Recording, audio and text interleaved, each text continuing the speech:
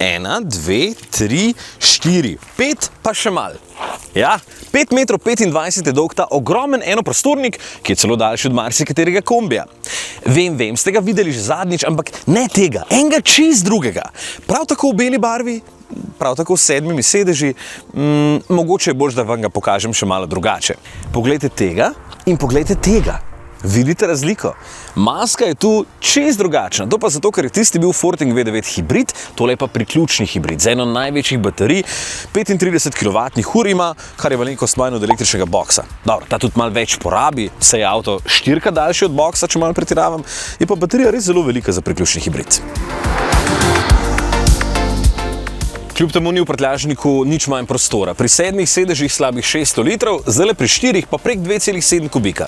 Sem namerno noter dal še kolo, ker me je zanimalo, če bo imel kak problem in evo, vidite, nisem ga imel. Bicikl gre normalno noter. Ma tudi polno baterijo. Če bi imel prazno, spet ne bi bilo problema, ker V9 zna polniti zunanje naprave z močjo največ 3,3 kW, kar pomeni, da bi nekje v naravi lahko v končni fazi poganjal tudi električen žar, pa kako kavo bi se lahko skuhal. Prav luštno bi bilo.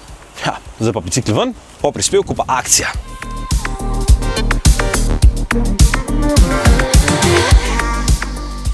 Notri smo ga pokazali že zadnjič, zato bom zelo kratek, čeprav ravno tukaj najbolj navduši. Težko si sploh zamislim bolj udoben avtomobil. Od premijskih limuzin je boljši, ker je znotraj bistveno več prostora in ker ima take fotele z masažo, ogrevanjem, prezračevanjem, ima tudi spalni položaj, ima celo mizico za takrat, ko ne boste spali. Mislim, vse ima. Samo sesalnika nima, da bi se pa na koncu še sam pospravil, ko bo mularija tule zadnji jedla in drobila. Za volanom je skoraj tako prijeten. Ne smem jamrati, ker povprečno gledano je izjemno udoben, ampak tam zadaj je pač bistveno bolj. In me boli, ker moram jaz vedno voziti in ne morem uživati tam zadaj. No, delo je pač delo. Avto je prostoren, tule spredaj je masažni sedež res prijeten in odlagalnih mest je toliko, da moram včasih na koncu res pogledati, če se kak otrok kje ni izgubil.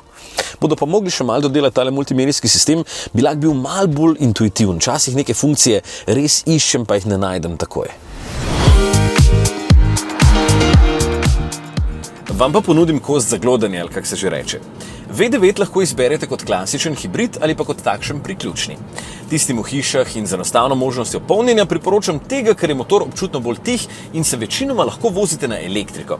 Čeprav moram pa povedati še, da se na izmeničnem toku polni samo 3,7 kW. Kdor nima možnosti polnjenja doma, pa naj izbere navadni hibrid. Jaz bi tega, ker se bolj suvereno lahko vozim na elektriko in v tišini. Skupna moč je tukaj 113 kW strani bencinskega in 60 kW strani elektromotorja, zato je suveren tudi na avtocesti. Jasno, če je pa gromozanski družinski potovalnik ali pa hud taksi oziroma šatl za potnike. Zapeljati je kot kaka admiralska ladja, ki seveda dinamike ne mara posebej. Ampak kdo pa bi rad z velikim enoprostornikom sploh divjal? Bolj cenim, da je dovolj udoben in tih, zato je vožnja prijetna tudi na daljših poteh. In dober je še zato, ker ga boste vsak dan dejansko lahko uporabljali kot električno vozilo in z enim polnjenjem prevozili kakih 120 km v mestu in okolici, na dolgi poti pa tudi ne bo težav. Če se bo vmes treba ustaviti na daljših poteh zaradi kavice ali česa drugega, ga lahko priklopite še na hitro polnilnico z enosmernim tokom do 50 kW in bo baterija v pol ure polna 80%. Pa greste lepo naprej spet na štrom. No, jaz pa hitim nazaj po kolo, ker sem se spomnil, da sem ga pustil kar tam nekje v naravi, bučvan.